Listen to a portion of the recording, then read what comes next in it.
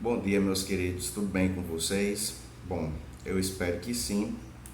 E na aula de hoje, nós estamos aqui fazendo a nossa primeira aula após a nossa parada técnica aí para a pandemia e das nossas férias adiantadas, Então, semana passada, como eu estou explicando a todas as turmas, nós tivemos um momento de fazer a revisão de todos os conteúdos estudados utilizando a plataforma do Google Sala de Aula. Então, a partir de hoje, dia 4, nós vamos dar prosseguimento ao conteúdo, já que a gente vai trabalhar no regime de educação especial, nada mais em conta do que a gente fazer justamente isso, dar continuidade e prosseguimento ao conteúdo, já que nós necessitamos concluir o nosso ano letivo, senão vai ser um prejuízo imenso. Então hoje, nessa aula aqui para o 7º ano, nós vamos dar continuidade no capítulo 2. O capítulo 2 a gente estudou os números racionais, viu o conceito de número racional, todo e qualquer número que nós podemos transformar em uma fração é considerado um número racional. Por exemplo, um número natural, ele é racional. Um número inteiro, positivo e negativo, ele também é racional.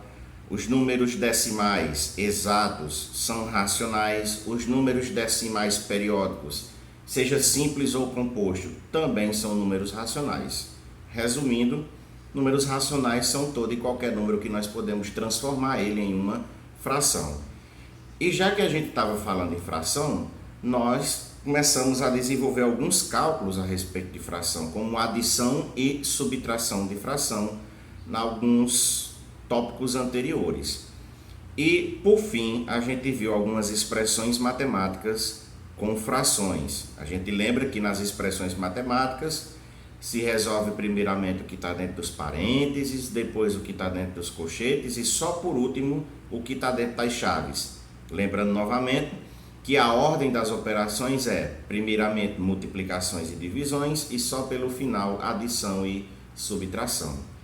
Só para a gente dar uma lembrada na aula anterior, enquanto a gente estava tendo aulas presenciais, as adições e subtrações com frações também têm as regrazinhas, principalmente no denominador.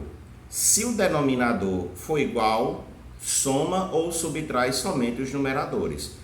Agora, se os denominadores são diferentes, o que a gente faz? MMC, certo? Então, dando continuidade, pessoal, ao nosso livro didático, nós vamos voltar aí para a página 58. Então, se você não está com o seu livro de matemática aí do lado, dê um pausa aí nesse vídeo, dá uma corridinha lá na sua mochila, pega o livro de matemática para acompanhar a nossa aula, tá certo? Então veja só, na página 58 do livro de vocês, do 7º ano, nós vamos trazer os chamados problemas com números fracionários, ou seja, aqueles problemas que a gente tem no dia a dia que envolve situações que nós utilizamos as frações. Como por exemplo, João foi comprar um determinado objeto e o dono da loja diz que de entrada ele tem que dar 1/3 do valor total. Ou seja, isso é um problema que nós vamos utilizar as resoluções de fração para resolver esse problema, tá certo? Então, vou explicar para vocês o que é uma parte de uma fração, o que é o todo de uma fração, e nós vamos relembrar novamente as regras do de e a regra do corresponde, que são duas regras que nós aprendemos no nas nossas resoluções de matemática, que cada uma tem como se portar, tem como nós operarmos elas.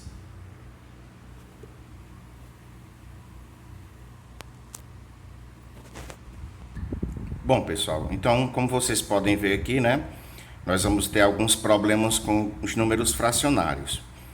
Então, o que é que vai ser a representação da parte e a representação do todo? A representação da parte é quando o numerador ele representa uma parte determinada do denominador. Se o numerador é 2 e o denominador é 5, isso quer dizer que nós temos duas partes de 5. Por exemplo, imagine que nós temos uma pizza.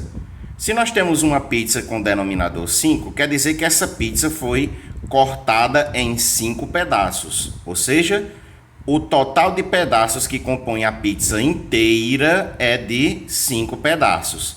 Se Pedro come 2, ou seja, ele comeu 2 partes de 5, que vai lhe sobrar, no caso, 3/5, 3 partes de 5.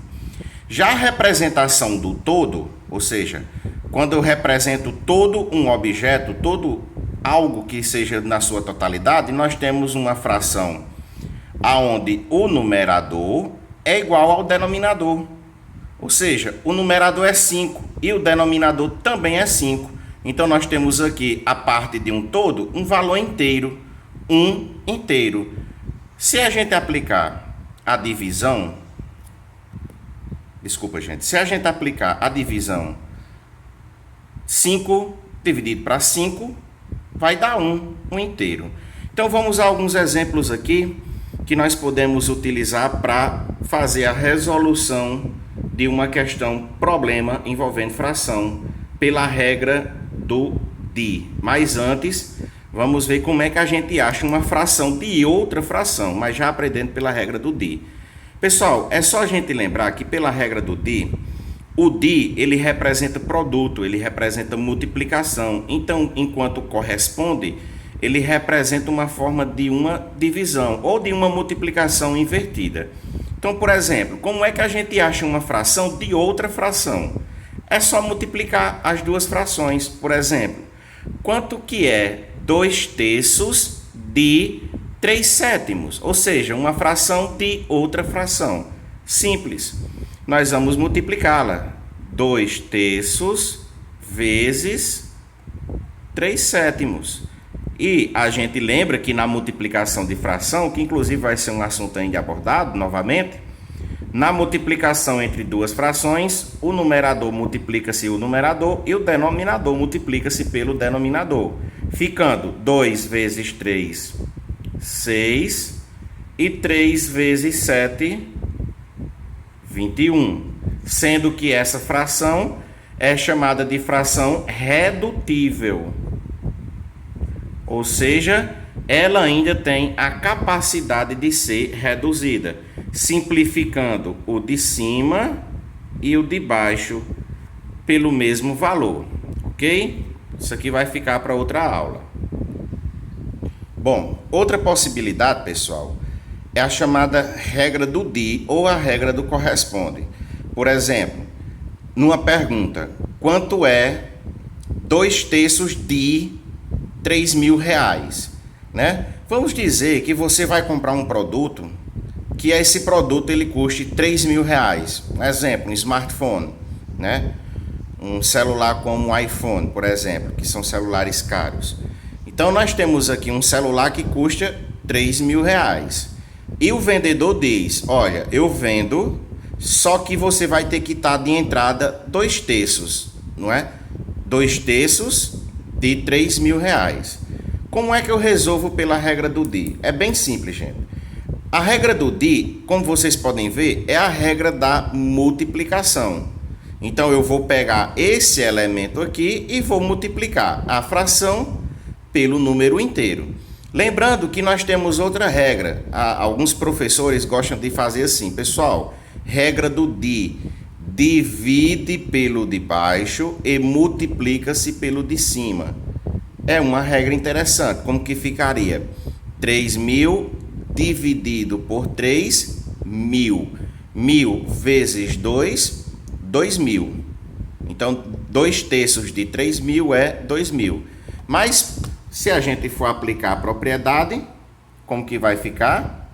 2/3 de, que é multiplicação, 3.000.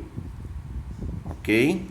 Então, lembrando, 3.000, mas o 3.000, professor, não tem denominador. Lembram daquela regra? Quando o numerador ele não tem um denominador, nós subentendemos que seja 1. Agora nós vamos multiplicar numerador pelo numerador. 2 vezes 3.000 dá 6.000. Sobre. Agora os denominadores. 3 vezes 1, 3. E quanto que é 6.000 dividido para 3? 6.000 dividido para 3 é 2.000. Ou seja, R$ 2.000 é 2/3 de 3.000. Vamos olhar o segundo exemplo e agora resolver pelo outro método. O método que divide pelo de baixo, né, como a gente costuma dizer, e multiplica pelo de cima. 12.000 dividido por 4 dá 3.000. 3.000 vezes 1, 3.000. Ou seja, senhores e senhoras, se eu quero saber quanto é 1/4 de 12.000 bolas, quantas bolas correspondem a 1/4? Aí já seria a regra do corresponde. Mas 1/4 de 12.000 bolas vai ser o quê? 12 dividido por 4, que dá 3.000. 12.000 dividido por 4, que dá 3.000. 3.000 vezes 1, 3.000. Mas se fosse trocando o de pelo sinal de multiplicação, 1 vezes 12 dá 12, que dividido por 4 dá 3.000. 12.000, 3.000. Tá certo, pessoal? Então, pessoal, só relembrando a vocês, a regra do de e a regra do corresponde, elas são determinadas através da leitura da questão. Então, as questões que serão colocadas hoje aqui na nossa atividade de matemática na plataforma, elas vão se remeter a essas duas regras. Lembrando que as frações que vão aparecer para vocês, elas são compostas por uma barra, onde o primeiro número da esquerda é o numerador e o segundo o denominador. Então, resumindo nossa aula de hoje, a regra do de é uma regra que nos remete ao produto, à multiplicação, e a regra do corresponde é a regra da divisão.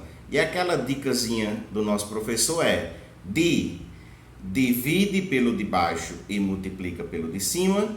E a regra do corresponde: divide pelo de cima e multiplica pelo de baixo.